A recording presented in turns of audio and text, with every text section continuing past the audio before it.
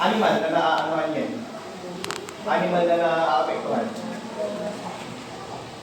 Answer. Anong pa niyan? Duck. Pinaka chicken ay galos ang kanyang scientific name. Tama ba? Galos ba? Ayun. Next, yung Argus reflexus o mas kilala sa tawag na pigeon teeth. Distinctive natin yung kanilang body with leathery integument. The larva can live for 3 months without food, while the nymphs and adults can survive starving for about 5 years. They are nocturnal feeders. Yung life cycle will be completed in 30 days. Kaya sa isang taon, pwedeng makumpleto yung life cycle nila for 1 hanggang 10 beses per year. Kaya mabilis silang magparami. What are the pathogenic effects? Unang-una, restlessness at night, resulting to loss of productivity. Ayun, hindi nakakatulog ng ayos kasi kahit na sabihin natin hayop lang yung mga yan, hindi din na lang magpahinga. Dahil sa restlessness, nagkakaroon ng loss of productivity. Hindi maganda yung nagiging weight noong mga animal na naapektuhan ng nasa Argacidea. It also causes anemia due to heavy infestation. Paralysis in ducks. They also transmit, katulad nga nung natin kanina, Borrelia anserina and the Egyptinella colorum. Paano natin makokontrol? Remove birds from the houses and place in wooden crates. The larva will then drop off within 10 days. Pagka naano natin yun, mag-i-spray ng mga insecticide doon sa mga house para mamatay din yung mga natitira pang softies na naiwan.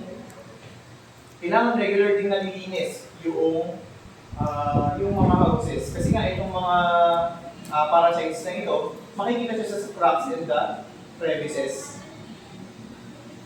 Ngayon, after natin sa genus Argus, sa genus Otobius naman tayo. Unang-una, Otobius mckinney, mas kilala sa tawag na spinous ear tick. Larval and nymphal stages are ear parasites, primarily of cattle or horses, but can attack dogs and other domestic animals including man.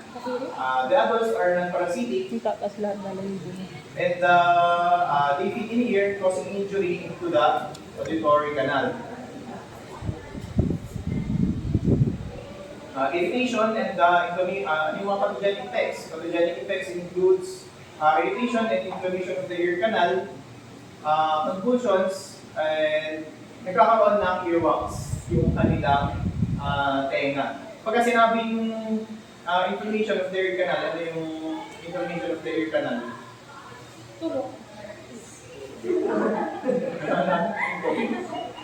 Anong tawag doon? Inflammation? Mga itis. Inflammation. Anong tawag? Ear canalitis, gano'n. Anong tawag?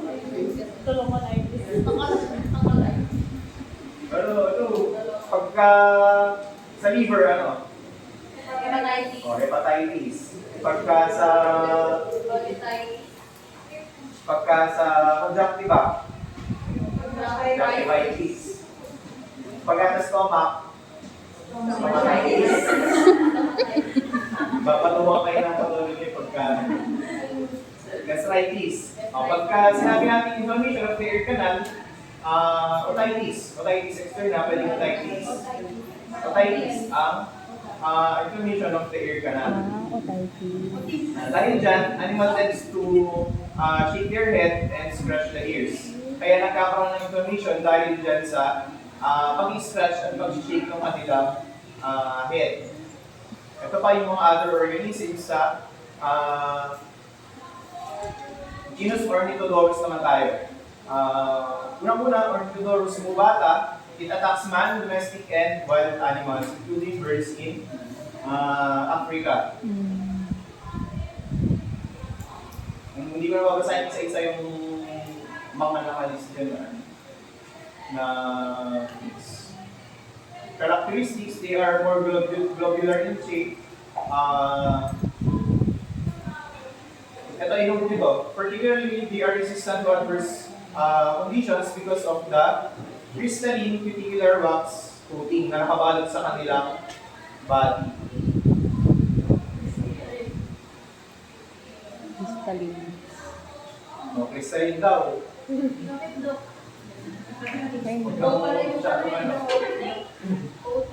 Names nila doon sa cuticle with innumerable tiny wrinkles.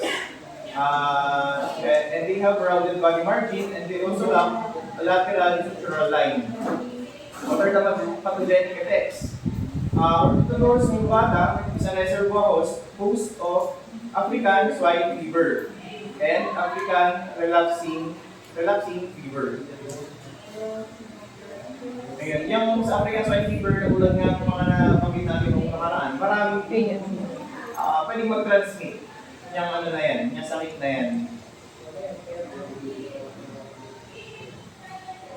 Ito, sa ano pa mga pathogenic effects, Ornithodorus mubata is also a vector of Coxiella burnetii, or mas kilala sa tawag na Q fever. Yung Ornithodorus lumicata naman, it also transmits Q fever, anaplasmosis. Ano yung anaplasmosis? NI blood parasite.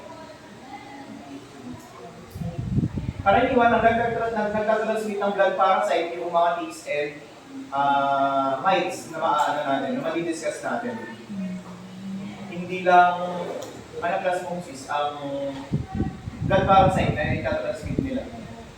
Next naman, after na family Argacidae, family Exotidae naman. Sila sa mga, itong mga hard ticks sila.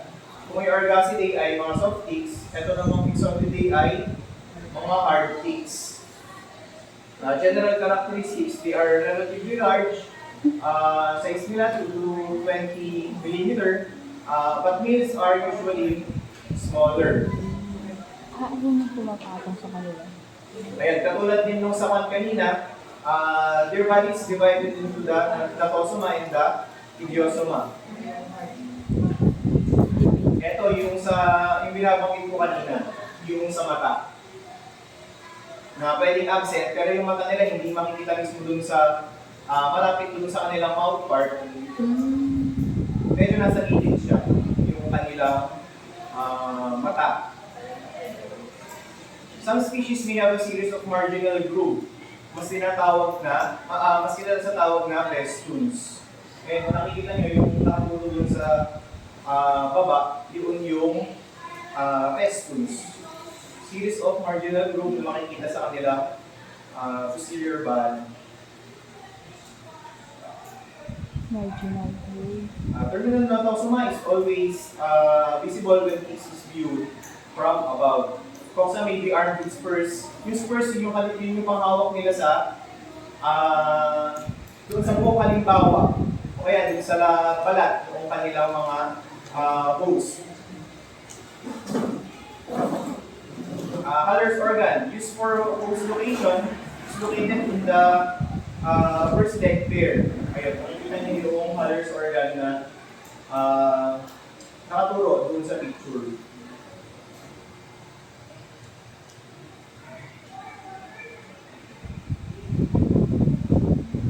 Some species may have colored enamel-like areas on the body.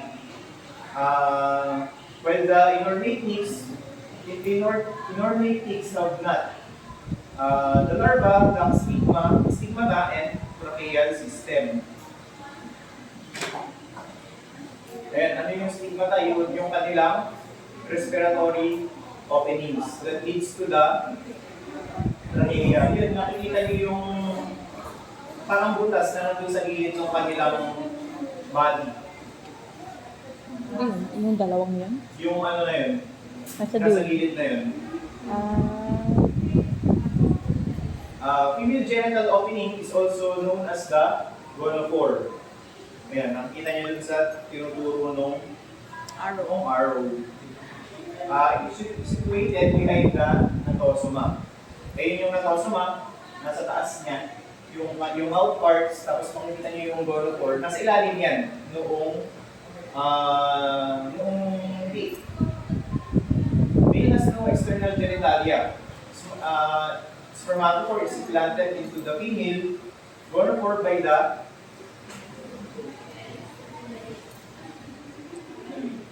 males remain much longer on the host than the females, and consequently accumulate on the host. If no male is present on the host, the female will remain attached for much longer periods than under normal conditions.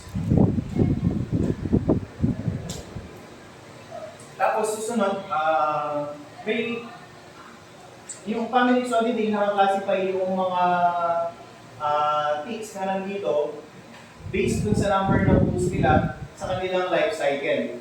Unang-una na, one host tick, dun pa lang sa term na yun, maano na natin kung ano yung ibig sabihin ng one host tick. Ibig sabihin, nakukomplete na yung kanyang life cycle sa isang host lang. Isang host lang ang kailangan niya para mag-complete yung kanyang life cycle. Ano yung mga example nun? Bopulus microplus, Bopulus annulatus, and the Bopulus decoloratus. Marami pang ibang examples yan.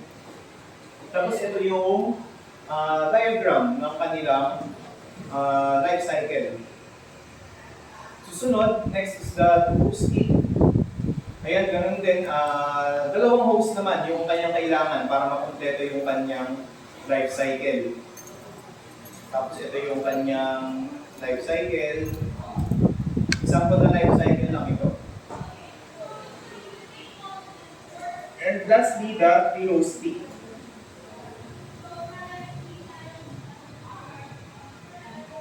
Ayan, yung kanyang diagram.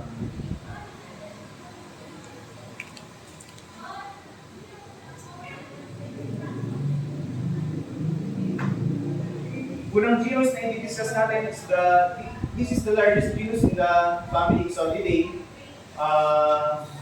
Mouth parts are long, particularly in the female. The anal group is anteriorly located. Unang-una, yung Ixodis raisinus, mas kilala sa tawag na castor bean tick. Pwede rin European sheep tick. It affects wild and domestic animals in Europe and Australia. They are principally associated with the tick paralysis in cattle. They also consumes up to 5 ml of goose blood. And they also transmit babesiosis. Babesiosis is isa pang ano yan, isa pang blood parasite. Yan. Yun nga, anaplasmosis, looping heel in sheep, line borreliosis and ehrlichiosis of cattle. Ano yung tatlong blood parasite na common yan? Babesiosis, anaplasmosis, and the ehrlichiosis. Karaniwan na nagkakaroon yan yung mga dogs.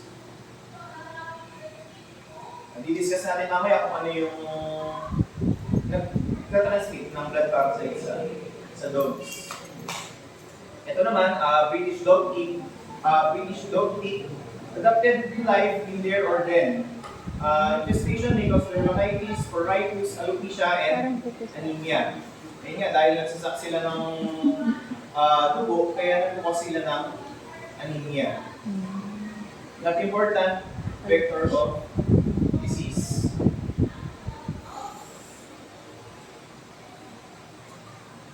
Next, picture nyo na lang yan. Hindi ko na babasahin isa-isa.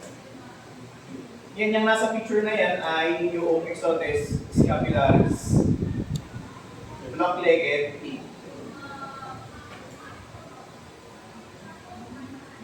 Next is the Exodes, hexagonus, mas kilala sa tawag na hedgehog tick. Ang haba ng ano. Pero yung nasa picture is the taiga tick. Taiga tick. They are the major vector of Russian spring summer encephalitis virus and Lyme borreliosis. After ng genus Exodes, sa genus Bophius naman tayo.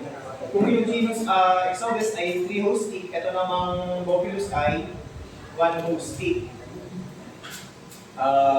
Una dito sa genus na to, yung Bophius annulatus, mas kilala sa tawag na North American cattle tick.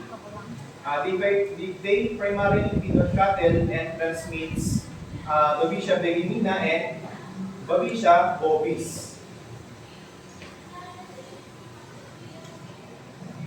Next is the Bophius microcus, mas kilala sa tawag na tropical cattle tick. Ito yung pinaka-common na cattle tick na makikita natin dito sa Pilipinas.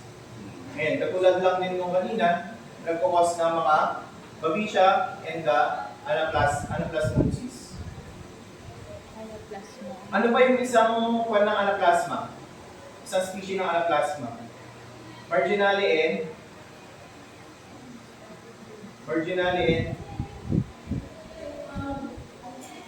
ano pa isa? Centrale. Yung isa. Pagka tinignan nyo sa microscope yan, kaya tinawag na Anaplasma marginale kasi yung organism, nasa gilid lang siya yung red blood cells.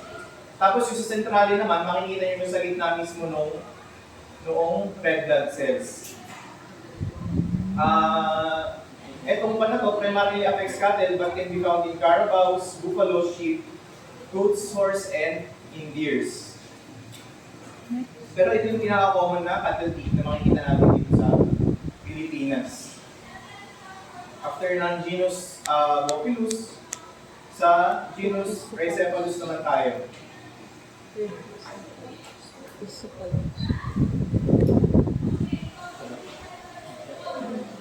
Most are 3 host ticks, but some are 2 host tick.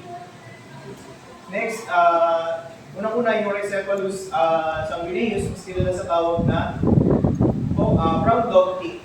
Ito yung karaniwan na nagka-transmit ng Ehrlichia sa mga non-blood parasite na makikita natin dito sa Pilipinas. Kaya kung may mga alaga kayong aso, ito yung nakikita nyo na tick na gumagapang doon sa mga dogs nyo.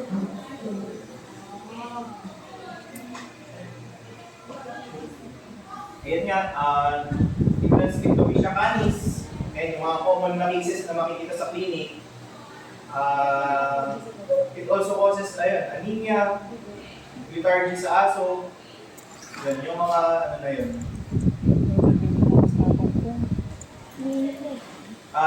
It can also cause tick paralysis. Rhipicephalus appendiculatus or brown ear tick. They affect wild domestic animals of Africa. Itong mga paano to ay e-host tick. Yung mga life cycle nito nandun naman sa module na na ibibigay ko kaya kahit hindi na natin i-discuss. Kasi halos same lang naman yung kanilang mga life cycle.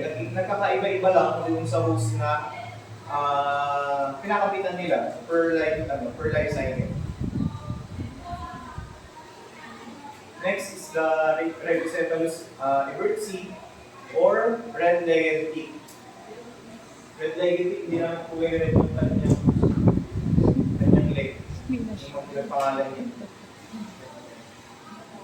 Next is the Rhipicephalus bursa, transmit Babesia ovis, Babesia equi. Ayan pala, ano yung mga naapektuhan na na animals? Yung ovis. Saka? Kabayo. Kabayo, ovis ulit.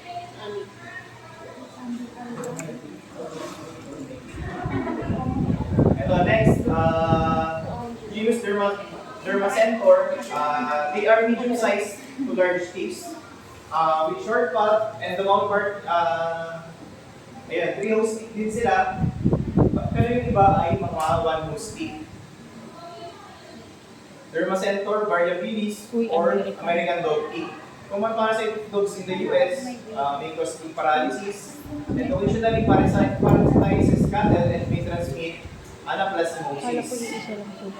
They are also the vector of Rickettsia rickettsiae or the Rocky Mountain spotted Rickettsia, bird. Rickettsiae. Next is the Dermacentor andersoni or the Rocky Mountain wood tick. Ano yan sa puno? Canis, aso. Yan, picture nyo lang, hindi ko na babasahin isa-isa yung ano. Picture. Picture mo daw. Face. Face. Face, tingnan mo. Picture mo daw. Next is the Ang tagal mo genus tumingin. Imapaisalis. They inhabit humid environment in the well-vegetated habitats. Yan, sagutin mo yan. Sagutin mo. Sagutin mo. Sagutin mo, sabi mo, dali. Most species are small with short mouth parts and rectangular. Ano yan, ano yan?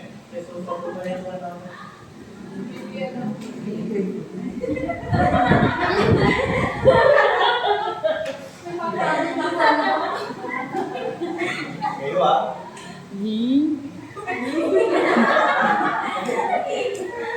Imapaisalis punctata, they transmit babesiosis and anaplasmosis in sheep and cattle.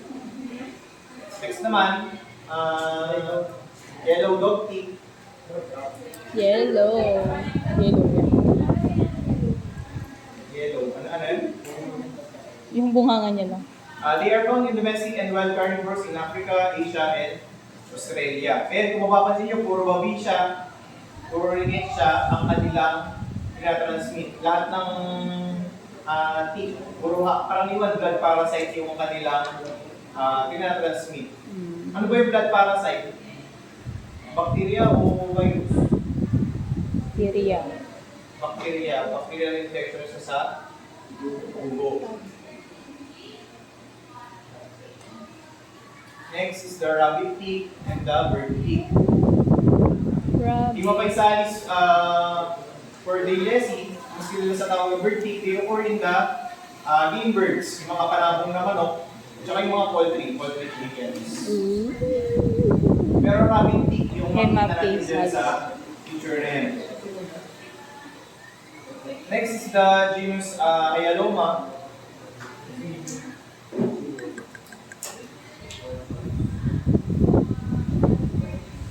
Tortoise. Hyaloma truncatum yung makikita natin dyan sa picture. It causes the sweating sickness in cattle. Ang ganda nung ano. Next is the May kulay. Amblyoma americanum kung sila sa tawag na Lone Star tick. Yung ano na yan, characterized by the presence of white spot on the scrotum of female. Sa female lang makikita yung spot na makikita nyo dyan. Kaya ibig sabihin, yung nasa picture ay female. Kasi wala tayong makikita ganyan sa male. 911. Pero Lone Star tick pa rin yung tawag dun sa male kahit wala rin biglaan. They are pre-hosted. They transmit Rickettsia Heart water disease. or heart water disease. Wow. Rickettsia. Yun na. Next, Amblyoma. Colorful. Ayan. May kulay green siya pala sa ano. Makakatulong yung ano na yan, pagka maglagay kaya mo ng picture na ganyan sa exam nyo, no? Yan lang, Doc? Hindi, sa laboratory pag yan ang ilalagay nyo, Doc? May PPT na ano, hindi lahat. Yung mga ano, brown yellow, tropical bunting, yan ang nakikita natin sa picture. Tropical bunting ka, lalaki nyo. Ayan, genus Aponoma. Of course, almost exclusively in the reptiles, specifically the python, snakes, and the lizards. Sa mga reptiles. Pinakita ko lang yung mga common na species ng ano na yun. Representer. Next is the genus Representor. Representer brutali, present in large animal. These relationships are unknown. Hindi lang ganong importante kung mga ano na to, mga genus na to. Magagaling ko guys sa ganyan.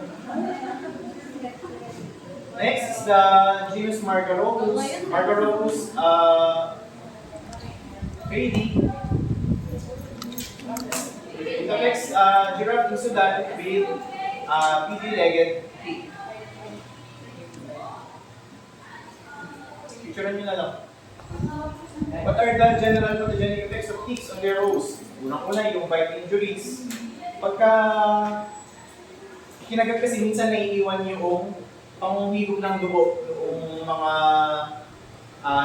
ticks. Kaya ang nangyayari, pagka natanggal halimbawa yung tick, naiiwan nga yung nagkukasi ng irritation or minsan nagkakaroon ng allergic reaction doon sa katawan ng animal.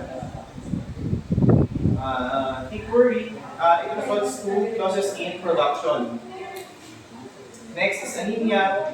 Ayun nga, nagtatransmit sila ng viruses, bacteria, rickettsia, and protozoa.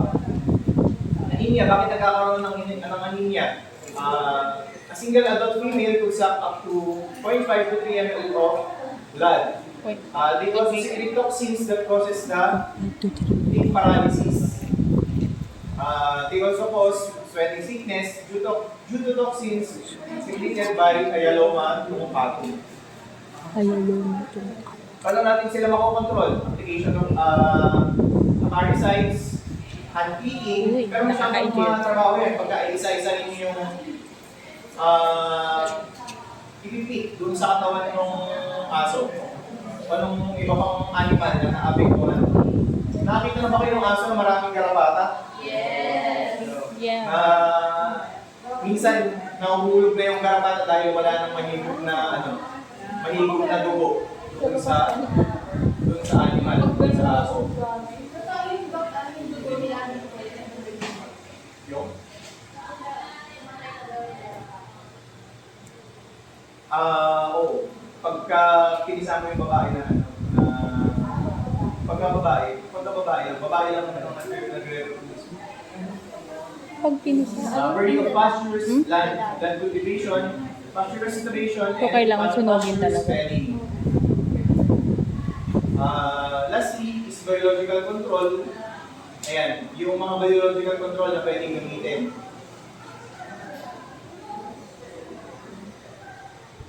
Hindi power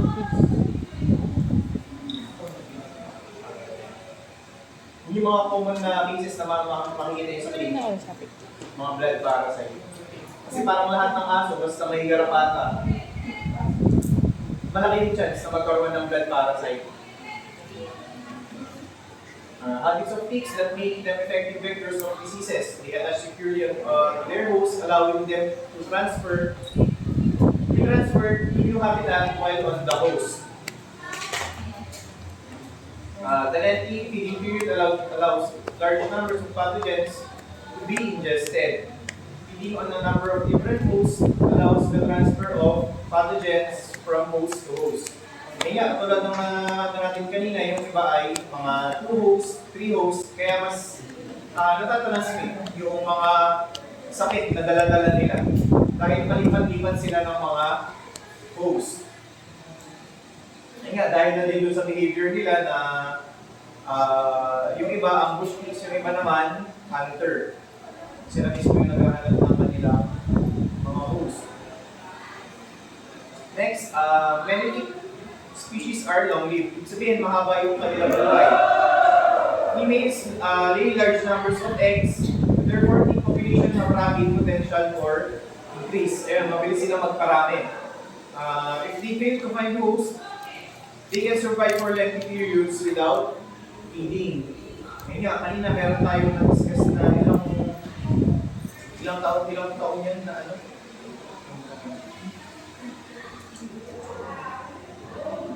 Congested pathogens may be passed from larva to nymph, nymph to adult, and may also be transferred from adult females to next generation via the ovaries.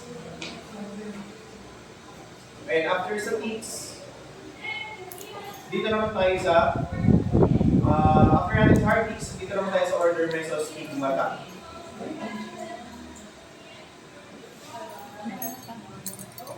What are the general characteristics of organisms in this order? They possess a single pair of stigmata which are located above the say of the second, third, or fourth leg pair. Small, most not being less than 0.3 mm, but may reach up to 1 cm when fully engorged. Body may be spiny or hairy.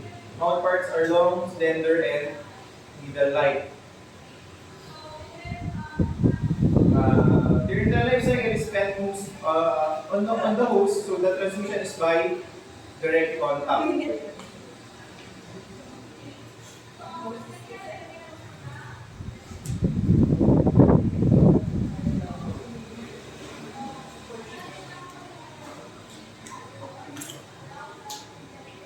Picturean nyo na lang. Ayan, katulad din yung sa mga na-discuss na natin, ayan, makikita nyo yung sa, ano nga na yun, gallinate. Chicken ang naapektuhan. Red in color when newly engorged with blood. Kaya siguro siya tinawag na red mite of poultry.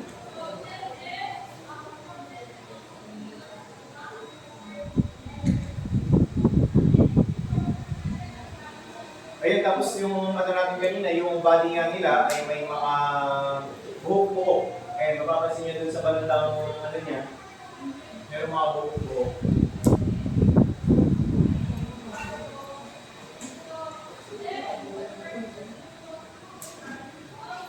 Next is the house mouse mite. They are the vector of prevention pox human caused by Rickettsia acari. After ng family Dermanicidae, Macronicidae naman. They are blood-sucking ectoparasites of birds and mammals. They feed only in protonymph and in adult stages. Una yung northern tongmite, one of the most important ectoparasites of poultry. Ayan yung picture. Familiarize yung picture. Affects fowls and other birds in temperate countries. They cause pruritus, anemia, loss of weight, and they transmit cowpox, St. Louis encephalitis, and Eastern and Western encephalomyelitis.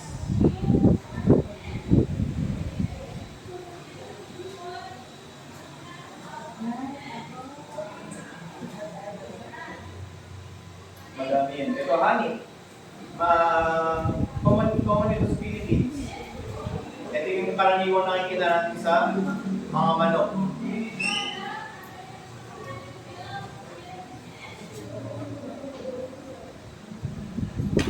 Tropical fowl mite that survive on host for more than 10 days. Its pathogenic effects are similar to the ornitholo. Ayan, next. Tropical rat mite. It affects rats and man, common in the Philippines. Ayan, transmits Yersinia pestis, or the bubonic plague, Rickettsia typhi, Shella burnetii. They act as the intermediate host of Phytomosoides,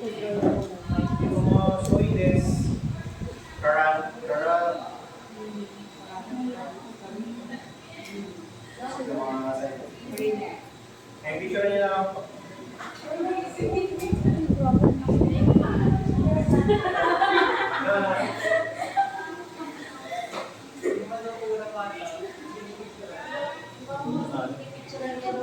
Ubas na yun. Ayun, tingnan niyo yung based dun sa general characteristics ng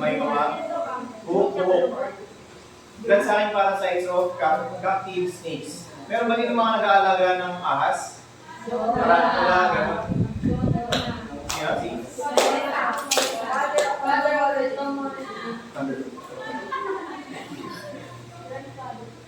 May alaga mo ano? May alaga ang ahas? Meron. Dala mo dito sa ano? Hindi. Dala mo dito sa... Oo.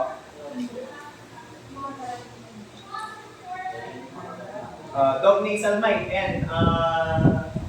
Ilong ng aso yung makikita nyo dyan sa picture. Ano? May mga puti-puti na yan yung mga mites.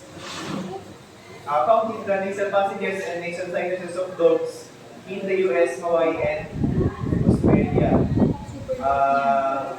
They cause reddening to nasal mucosa, chronic sneezing, and epistaxis. Epistaxis yung nose bleeding, and shaking, rubbing of the nose. Next is the cattle ear mite. They are found in the external ear canal of cattle in America and Europe. They feed on epidermal cells and wax, but do not suck blood. Ayan, may impaired hearing and has been associated with cold circling, ataxia, and unilateral facial paralysis. Anong facial nerve yung masisira pagka nagkakaroon ng facial paralysis?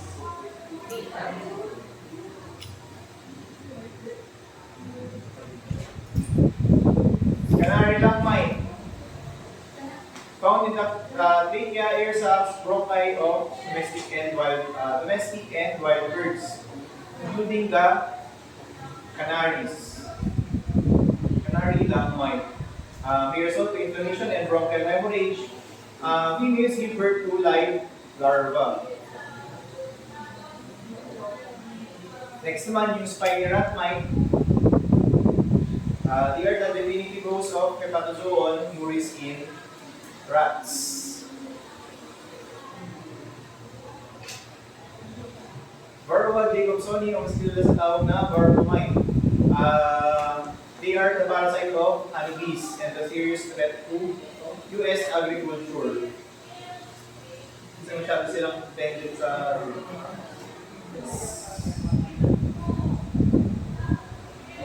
After niyan ay megastigmata sa prostigmata naman tayo.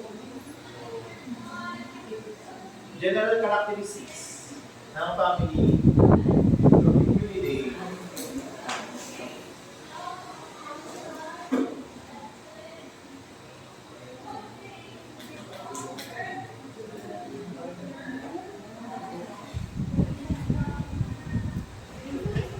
Una yung Tropiculis,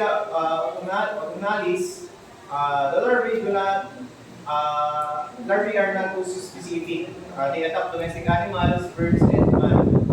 They cause irritation, inflammation, and pruritus, dermatitis resulting from secondary bacterial infection due to scratching.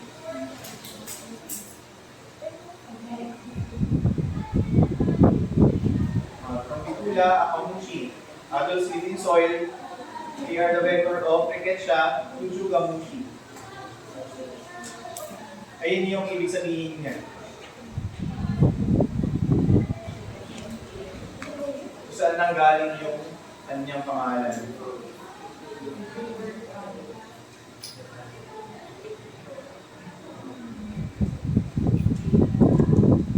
Tropicula sarcina. Leech or scrub each mite. Occurs in sheep in Queensland. Saan yung Queensland? Touches on skin primarily on leg, may be seen on pastern, coronet, and the heel of the sheep. Bites produces intense irritation. Ayan, karaniwan yung mga ganyan scientific name, nakapangalan siya kung sino yung naka-discover. Si Alfred yung naka-discover yung ano na yan. Mite ng garapata na yan. Most important and widespread of the Tropiculid species in the New World. Pagka sinabing New World, ano yun? New World yung Tapos yung sa all,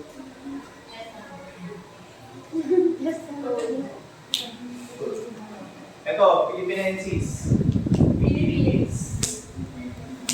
Kasi makikita siya dito sa Pilipinas. Possible yan, dito yan mo nang na-discover sa Pilipinas. Sino yung, kilala niyo ba yung pan ng, ano,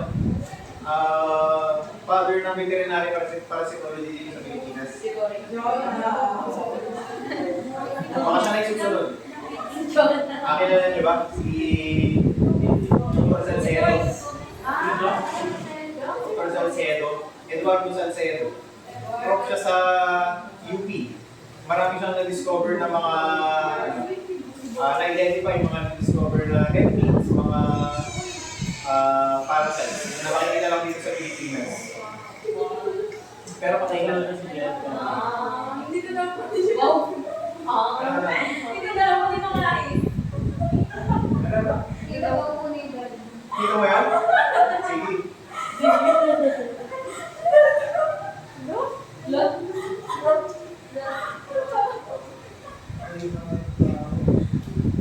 Okay, natin siyang bumalik sa natin ang uwi. Paano natin makakontrol? Malatayon, Lordain, toxapine yung ginagamit na mga gamot para dito sa control nitong paglat. Next, family. Demoticide. They are worm-like, cigar-shaped, crocodile-like, with tapered body, and with stumpy legs. Live in hair follicles, may bunian glands, sebaceous glands with the first mammals. Ayun, pagka Demodex, ano yung mga common na skin parasite sa aso, sa pusa? Ito itong Demodex tsaka Sarcoptes.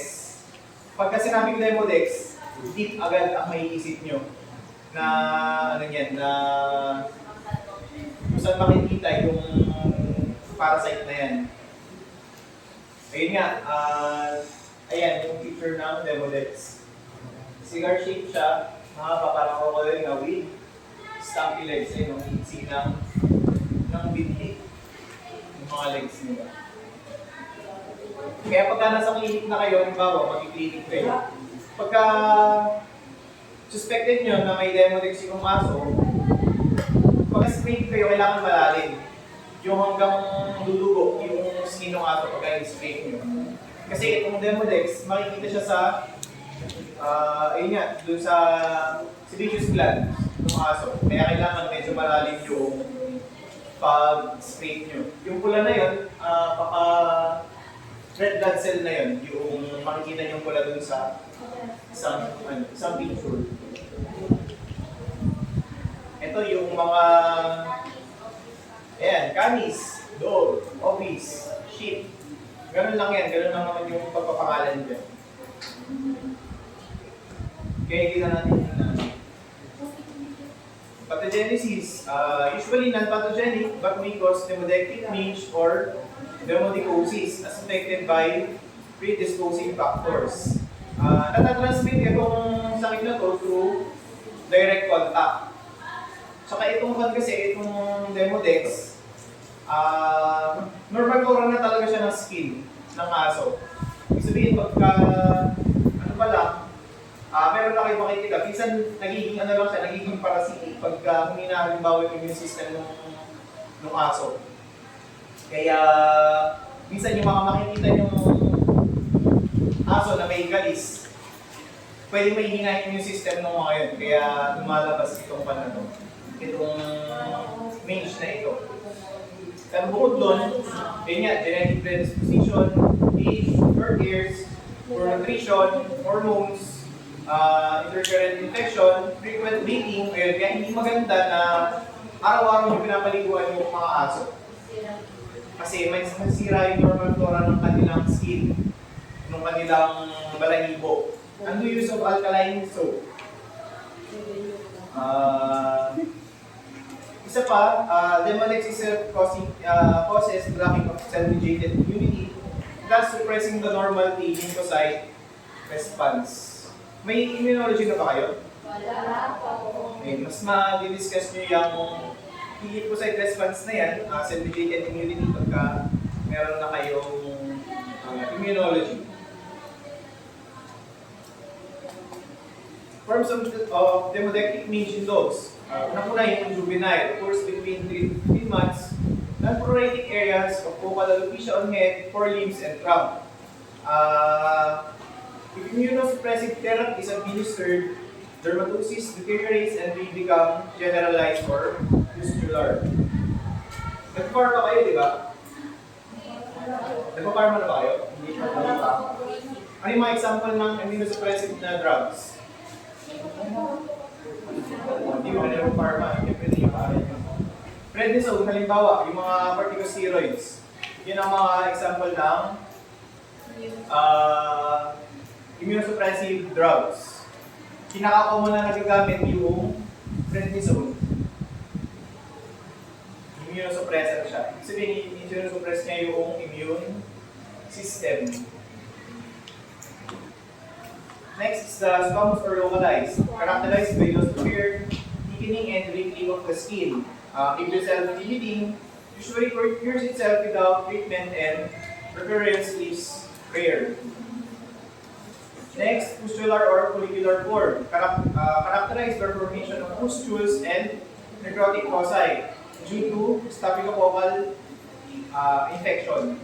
The skin is highly reddened with blood and serum oozing from affected area. Kaya red mange din ang tawag sa form ng Demodex na ito. Meron ba kayong mga alagang aso na nagkaroon na ng demodicosis?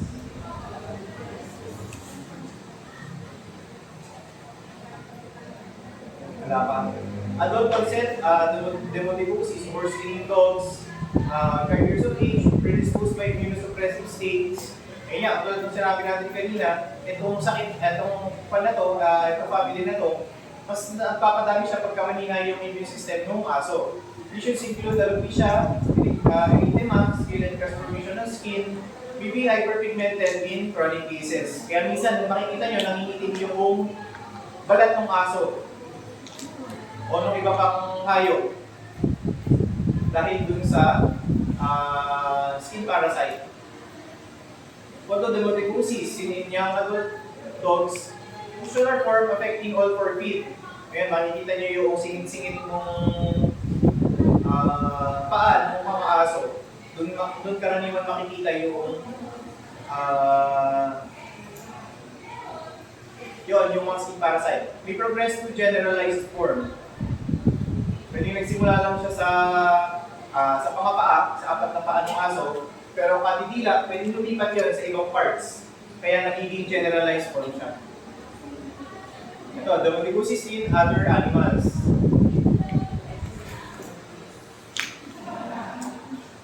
Sa pigs naman, eyes and snouts yung pinaka-naapektuhan.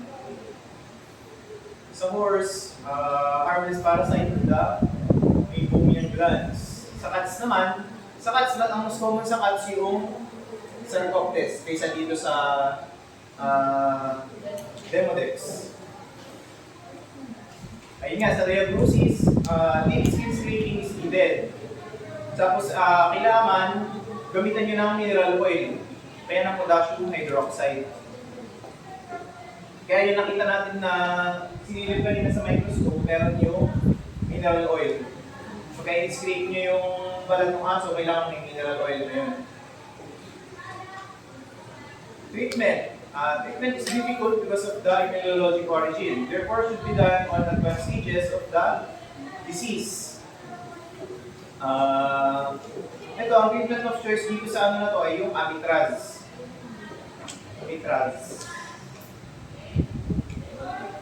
Pero effective din yung ivermectin. Pero kailangan control kasi yung ivermectin ay nakakasira siya ng liver. Kaya kailangan careful kayo sa pag-compute noong Hindi nyo parang kailangan compute. Kailangan careful kayo sa dosage na ibibigay nyo para hindi, kasi yung dosage ang nag-determine kung gamot o poison yung gamot na ibibigay nyo. Supportive treatment, ayun nga, dahil immunosuppressive immunosuppress yung katawan ng aso, kaya kailangan nyo magbigay ng supportive treatment. Mga vitamins, antibiotic, pagka merong mga bacterial infection sa katawan, kailangan nyo magbigay ng supportive treatment. Next naman, next family. Most species are predatory to other mites. They have blade-like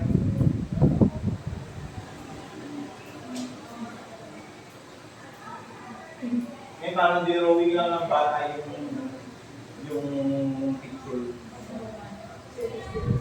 Pero yun ang nagde-determine per species. Yung nakikita nila yun.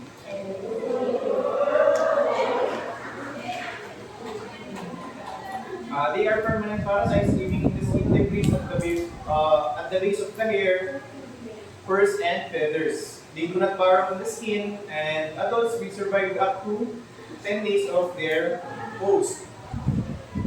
Ito, rabbit fur mite. Yung nasa picture, rabbit fur mite yan. Bully affects cats. This bully affects dogs. Ayan, yung nasa picture na yan, and yung walking dandruff na tinatawag. Causes mild to severe scaling, dermatosis with variable pruritus o pangangati.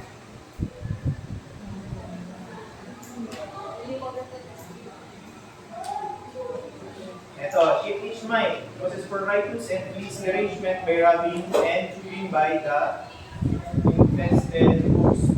Does not burrow on the skin.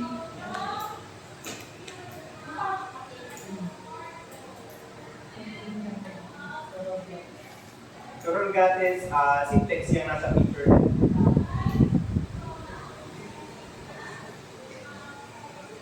Naaalala niyo ba yung mga picture na may papakita?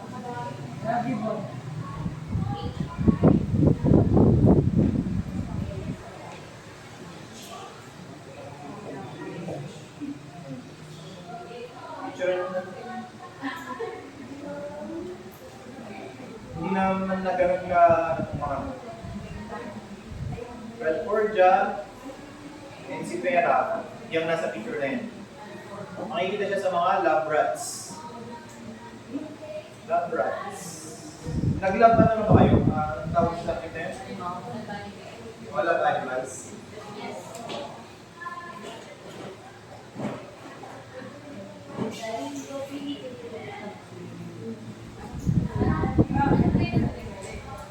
Yan ay Syringobylus Vitekinatus. Makikita niya sa foul feather, quills of foul feather. Quills yung parang pinaka quills. Or the resting pala.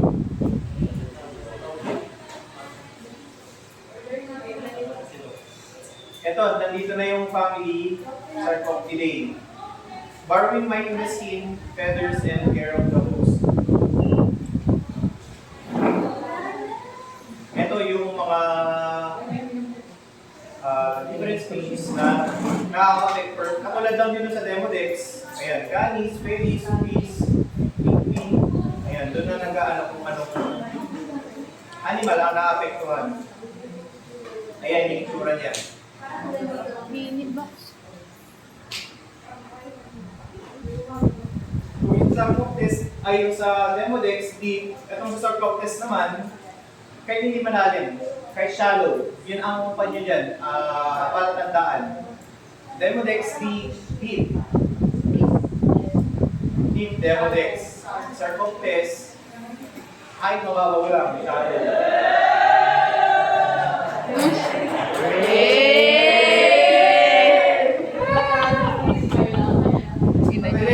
Mite versus clear skin, to suck lymph and feed on the young epidermal cells. Incubation period takes 1 to 2 weeks in dogs, while in pigs, 2 to 3 weeks naman.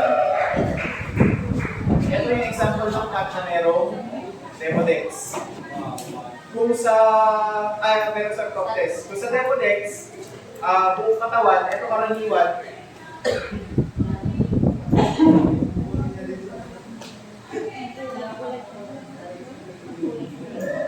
ito karaniwan makikita lang siya sa mukha, tapos sa tenga.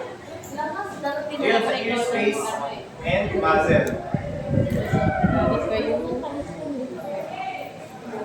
Nararamdaman ko si Claire eh.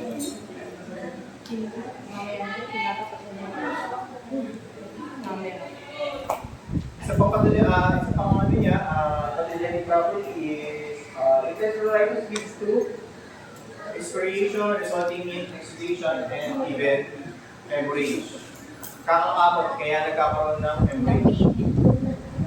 Ito sa dogs, ayan, sa tenga, kaya sa paligid ng mata, tapos sa muzzle, doon siya karaniwang nakikita.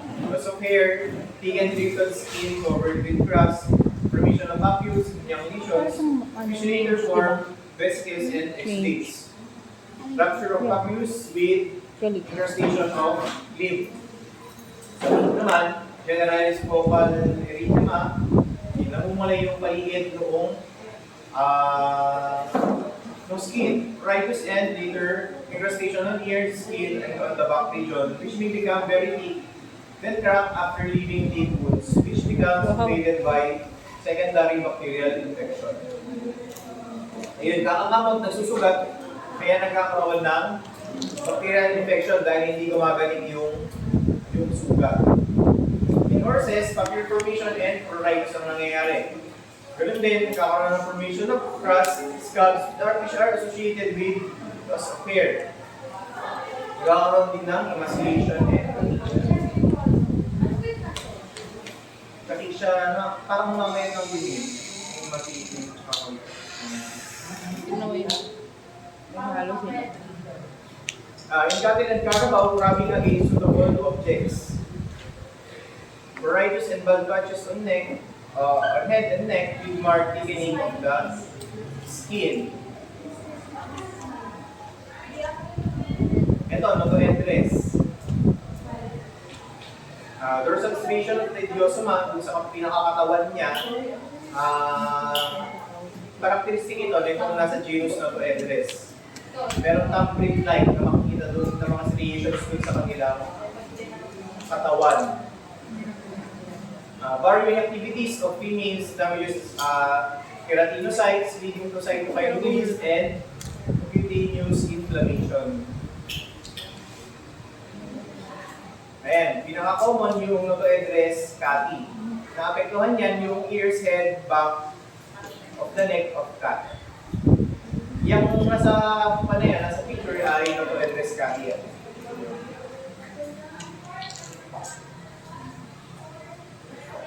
Next, genus Trisacarus. Parasite siya ng mga guinea pig. Picture niya lang, 20 slides.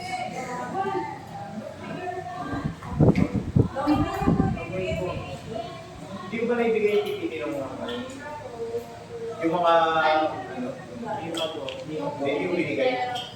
Yung audio lang yung naibigay ko.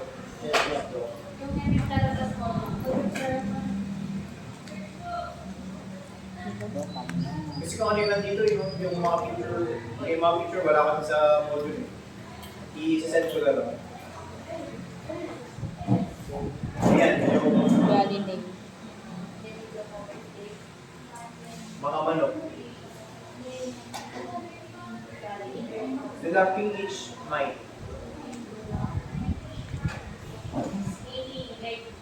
Next naman, scaly leg mite. They are highly contagious mite. It's common in the Philippines. Tapos ito yung manok na merong scaly leg mite. Yun ba yan? Eh, mabibili yung ano, mabibili yung paano man sa palengke o kaya sa ano, may ganyan ano. Naluto naman na yan, kaya yung makakain nyo na may, luto na rin. Ito naman, scaly face mite. Common siya sa mga parang kids and lovebirds. Love. Beaks become deformed, skinny, and crusty. Kaya makikita nyo dyan sa picture. Family Sauroptidae. Oval bodied and barbing mite, parasitic in surface layers of the skin, causing formation of a thick, heavy scalp rather than being thick skin. Thickened skin. Long legs and pretarsi with long segment pedicles. Genus Sauroptes. Unang-una yung Sauroptes ovis. Sheep's scalp. Scalp skin. Sheep.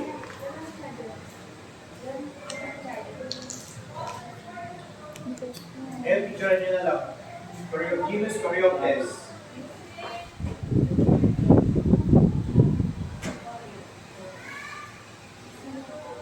Sa susunod na ano natin, ang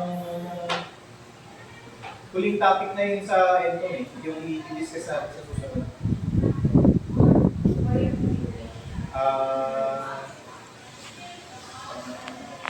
Picture nyo na lang yung mga natitirang slides.